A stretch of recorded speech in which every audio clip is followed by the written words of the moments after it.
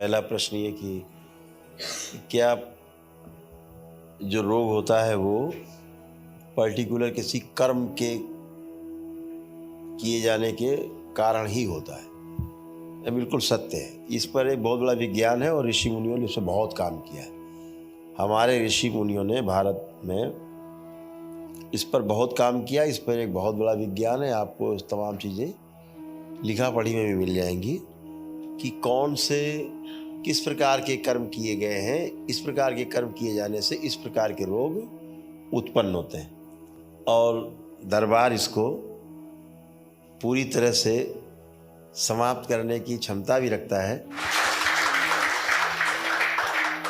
बशर्ते जो उस देश का जो राजा होता है, जो उस देश में लोकतांत्रिक प्रणाली होती है, जो सभी से जुड़ा होता है, वह संकल्प लेकर के दरबार की वैदिक प्रक्रिया का पूरे अपने राष्ट्र के लिए संकल्प कर ले।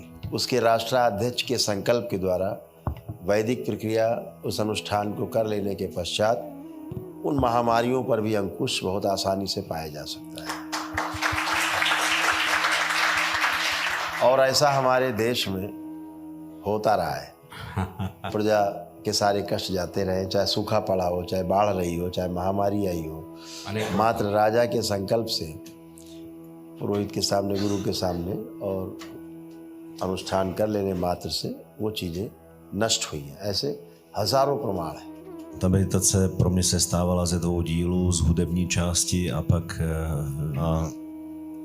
pak to najednou nějak končilo s tím, že in the musical part I saw some white light, irregular heart rhythm, and then from there and then question. इन्होंने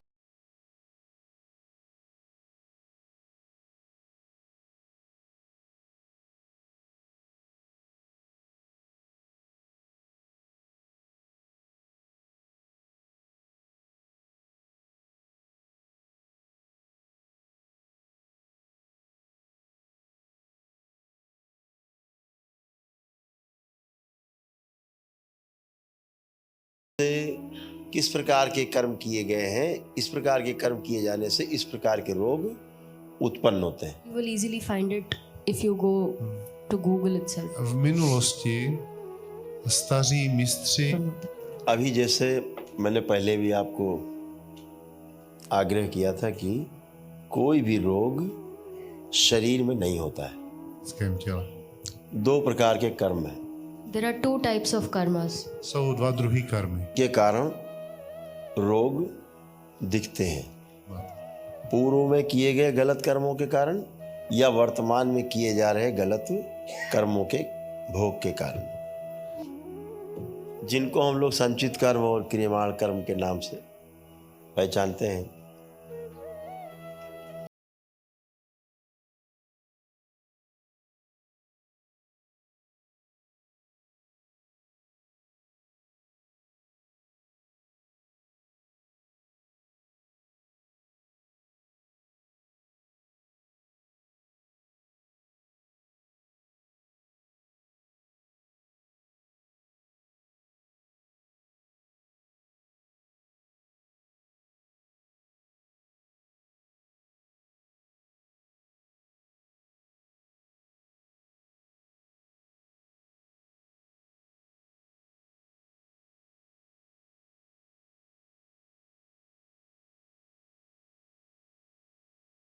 लंबी चर्चा हो सकती है क्योंकि एक बार का पूरा आपका जो भारत दौरा है, पूरा सारे सेशन इसी में जा सकते हैं। बिल्कुल गुरुदेव। और तब भी शायद पूरा नहीं पड़ेगा इस चर्चा में, लेकिन इस चर्चा में ही रोगों का हल है।